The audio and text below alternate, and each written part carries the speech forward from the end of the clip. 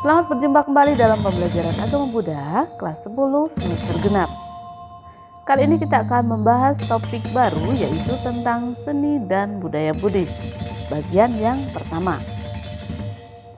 Setelah mempelajari materi ini, diharapkan kalian dapat menganalisis peranan agama Buddha dalam ilmu pengetahuan, teknologi, dan juga seni. Mari kita mulai.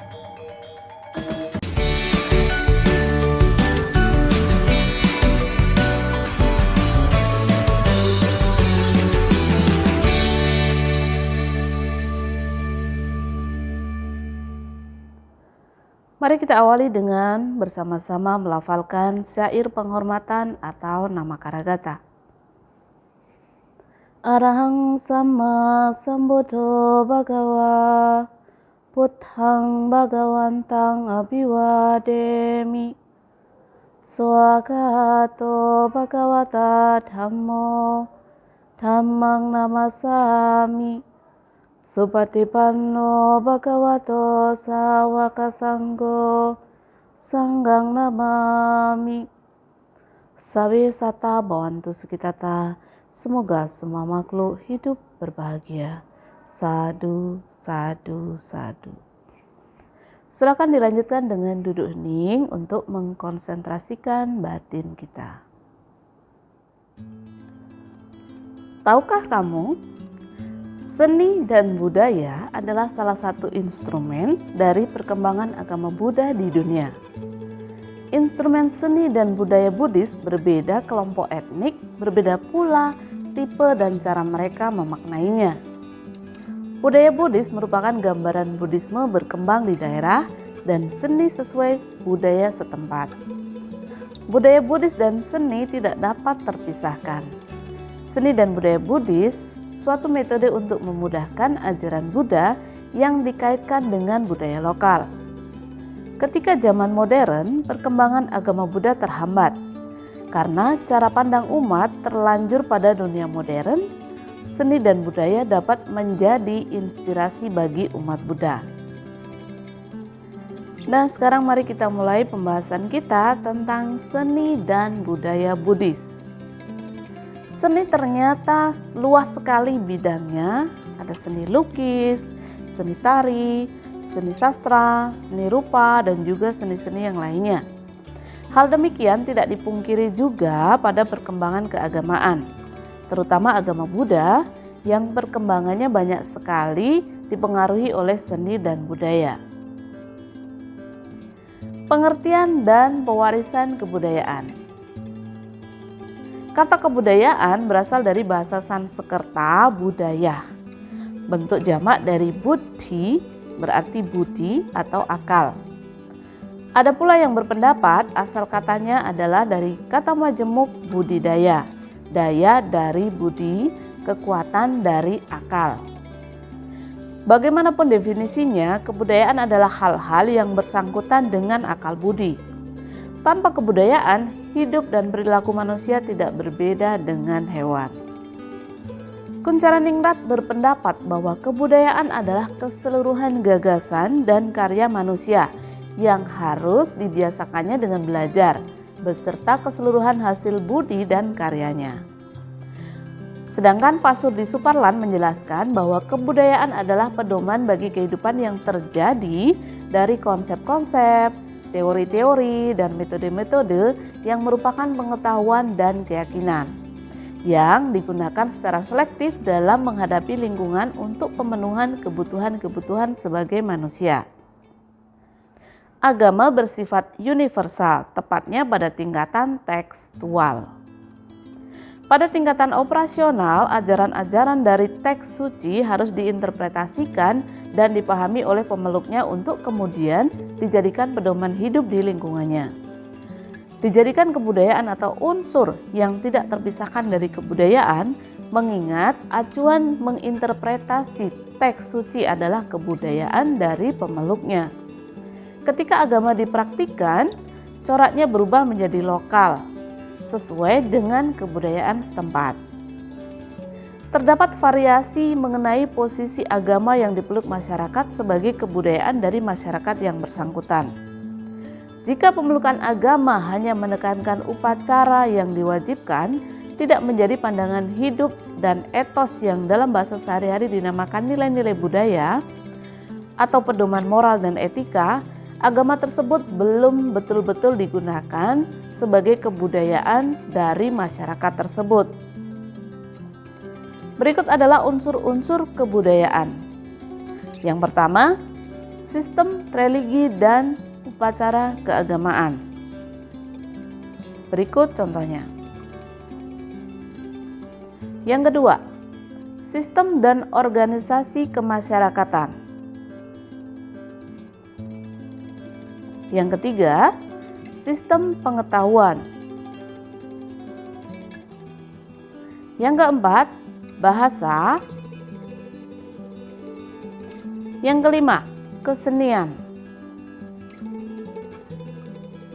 Yang keenam, sistem mata pencaharian. Dan yang ketujuh, sistem teknologi dan peralatan. Itu adalah 7 unsur dari kebudayaan. Sekarang kita bahas pewarisan kebudayaan. Petunjuk Buddha mengenai kewajiban orang tua untuk memberikan warisan kepada anak-anaknya dan kewajiban anak selain memelihara warisan yang diterimanya juga harus menjaga kehormatan termasuk melanjutkan tradisi keluarga dapat dihubungkan dengan praktik pewarisan kebudayaan. Ini ada dalam Digha Nikaya 3 ayat 189. Namun dalam Dhamma Dayada Sutta, Buddha bersabda, "Jadilah ahli warisku dalam Dharma, bukan ahli waris benda-benda material." Dalam Majjhima Nikaya 1 ayat 12. Kutipan di atas menggambarkan Dharma sebagai budaya spiritual atau non-material yang dibedakan terhadap budaya material. Budaya spiritual didasarkan atas sistem nilai agama yang bersifat kontemplatif. Kebaikan tidak diukur dari nilai-nilai material, tetapi diukur dari nilai-nilai moral, misalnya keluhuran budi pekerti, kebijaksanaan, kesederhanaan. Sedangkan budaya material menggambarkan keterikatan manusia dengan benda yang menempatkan benda materi bukan hanya digunakan untuk melakukan sesuatu, tetapi juga memberi makna dalam hubungan sosial. Jalan tengah pun selalu menjadi pedoman ketika menghadapi akulturasi budaya dan transformasi budaya. Ketika agama dipraktikkan, coraknya berubah menjadi lokal, sesuai dengan kebudayaan setempat. Terdapat variasi mengenai posisi agama yang dianut dan sebagai kebudayaan dari masyarakat yang bersangkutan. Variasi terdapat pada tingkatan individual. Ada yang menempatkan agama sebagai inti atau puncak kebudayaan, sehingga agama dijadikan pedoman hidup yang terserap pada hampir keseluruhan unsur-unsur kebudayaan. Ada yang bersifat fungsional dalam sejumlah unsur kebudayaan, sehingga unsur-unsur lain dari kebudayaan milik masyarakat tersebut bebas dari pengaruh agama yang dianut. Jika penganut agama hanya menekankan upacara yang diwajibkan, tidak menjadi pandangan hidup dan etos yang dalam bahasa sehari-hari dinamakan nilai-nilai budaya atau pedoman moral dan etika, agama belum benar-benar digunakan sebagai kebudayaan dari masyarakat. Seni merupakan bagian dari kebudayaan yang mengekspresikan ide estetika, menciptakan karya yang bermutu, diciptakan dengan keahlian.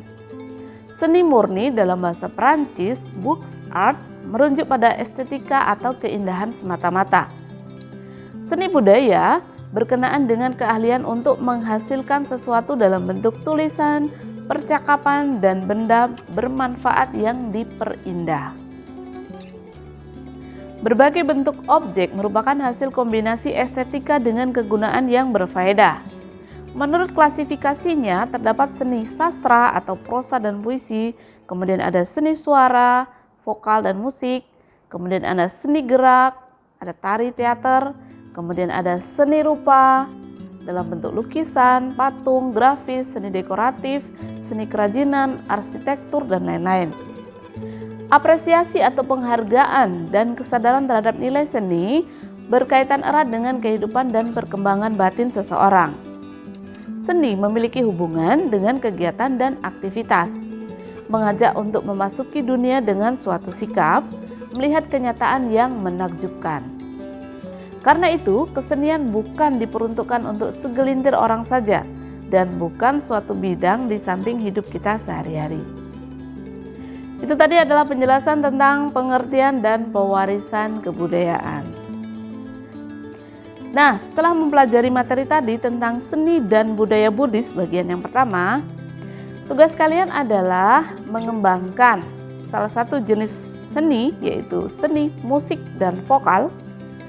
Dengan cara, mari kita bergabung bersama guru-guru agama Buddha Indonesia menyanyikan sebuah lagu Buddhis yang sangat terkenal.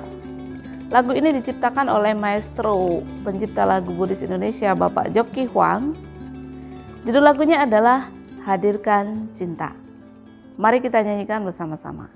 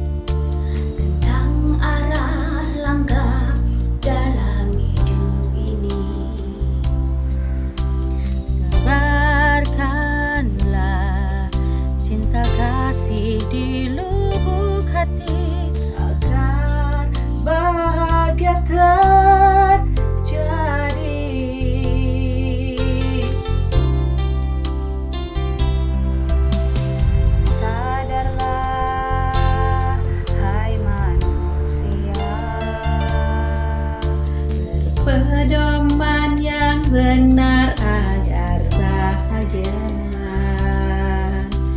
Pancarkanlah cinta kasih pada sesama agar bahagia dunia. Terkadang hati kita pun terpancar menatap gemilang dunia. Terkadang suara hatiku meronta, rasakan palsunya dunia.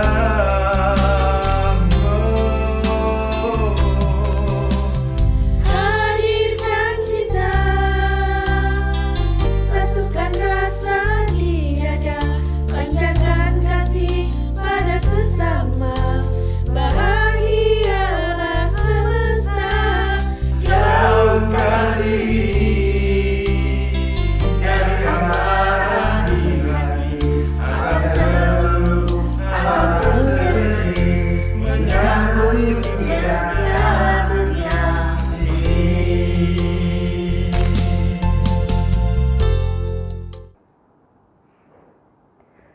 Demikian tadi pembahasan kita tentang seni dan budaya Buddhis bagian yang pertama. Setelah pembahasan tadi, mudah-mudahan kita semakin bersemangat dalam mengembangkan ajaran Buddha melalui seni dan kebudayaan. Dalam video berikutnya kita akan membahas tentang seni dan budaya bagian kedua, yaitu secara spesifik kita akan membahas tentang jenis-jenis seni yang bercorak Buddhis. Jangan lupa klik like, kemudian komen, share video ini, dan juga subscribe supaya kita selalu bisa belajar bersama. Sampai sata Bhavantu Sukhitata, semoga semua makhluk hidup berbahagia. Sadhu, sadhu, sadhu. Sugihontu, Namo Buddhaya.